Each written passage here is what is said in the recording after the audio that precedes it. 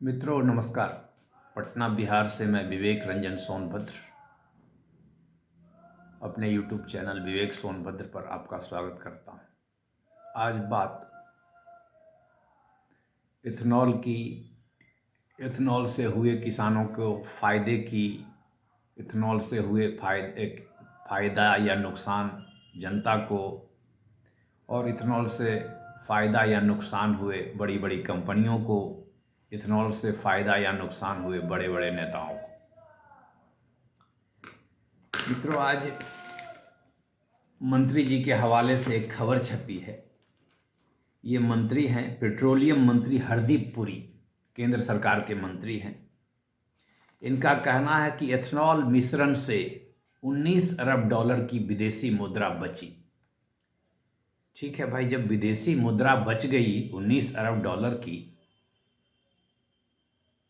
फिर भी डॉलर महंगा क्यों हो रहा है, यह मुझे नहीं समझ में आया।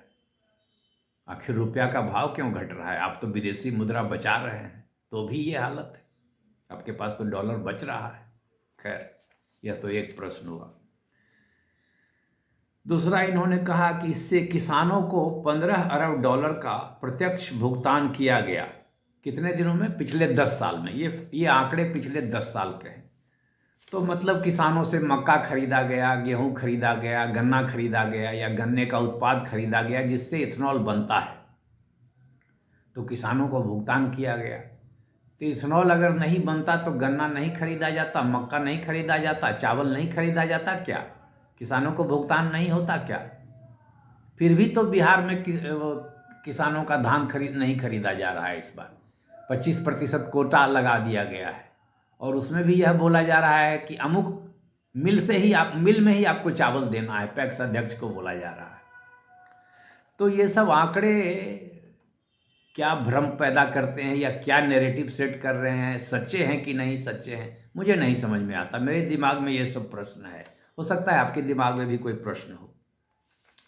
अब रही बात एथेनॉल मिश्रण की, आज तक किसी ने कोई आंकड़ा ये नहीं दिया कि एथेनॉल मिश्रण से फ्यूल इफिशियंसी बढ़ रही है या घट रही है। लोग तो बोलते हैं कि फ्यूल इफिशियंसी घटती है। तो फ्यूल इफिशियंसी घटती है तो इसका मतलब उपभोक्ताओं को ज़्यादा पेट्रोल खरीदना पड़ा, फिर उसके पैसे ज़्यादा लगे लोगों के, तो लोगों के खर्च तो ज़्यादा हुए। तो फायदा क्या हुआ जनता को? और इथेनॉल मिश्रण से आपने किसानों को इतना भुगतान किया, इतना अरब डॉलर बचाया, तो पेट्रोल डीजल का दाम क्यों नहीं घटा? जनता को कुछ फायदा मिलना चाहिए था, वह भी तो नहीं हुआ। तो ये सब केवल अखबार वाले भी ये सब छापते हैं, इसका उल्टा साइड कुछ नहीं छापते, कुछ नहीं लिखते हैं। ये दैनिक जागरण की खबर है। प्रभात खबर में भी ऐसी खबर छपी है। प्रभात खबर में छपी है या नहीं, खैर एनीवे, लेकिन हाँ, दैनिक जागरण में छपी है, मैंने देखा है। तो जनता को फायदा क्या हुआ इतना अरब डॉलर बचाने से, अब किसानों को इतना अरब डॉलर भुगतान करने से? पेट्रोल की कीमत तो नहीं घटी, प्रदूषण पर भी कोई नियंत्रण नहीं आया। दिल्ली में प्रदूषण का हाहाकार है। पटना भी विश्व भारत के चौथे सबसे 10 प्रदूषित शहरों में से एक है। तो फायदा क्या हुआ? प्रदूषण भी नहीं घटा। तो ये सब केवल कहीं कोरी बयानबाजी या अपनी छवि सुधारने की बातें तो नहीं है, मेरा यह प्रश्न है। दूसरी बात, इथेनॉल बनाने से फायदा किसको हुआ? सबसे ज़्यादा फायदा तो इथेनॉल बनाने वाली कंपनियों को हुआ। सुनते हैं उसमें एक बहुत बड़ी कंपनी तो केंद्र सरकार के मंत्री जी के परिवार की ही है। तो उसको कितना फायदा हुआ वो यह भी बता देना चाहिए था। जब आपने यह बता दिया कि इतना डॉलर बचा लिया, इतना किसानों को भुगतान कर दिया, तो इथेनॉल बनाने वाली कंपनियों को कितना फायदा हुआ यह भी बता देते। तो अगर पारदर्शिता दिखलानी है, अपने अच्छे कार्यों की बड़ाई करनी है, तो उसके सारे पक्षों को दिखाना चाहिए।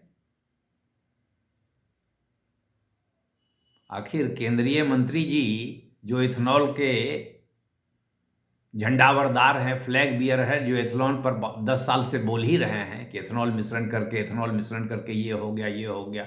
सुनने में आया है कि उनके परिवार की भी एक बहुत बड़ी कंपनी इथेनॉल बनाती है, तो उनको भी तो फायदा हुआ, इसका भी बयान कर देते। तो महोदय, पारदर्शिता दिखानी है, लीडरशिप दिखानी है, तो सब तरह की बातें होनी चाहिए, जनता के हित की भी बात होनी चाहिए।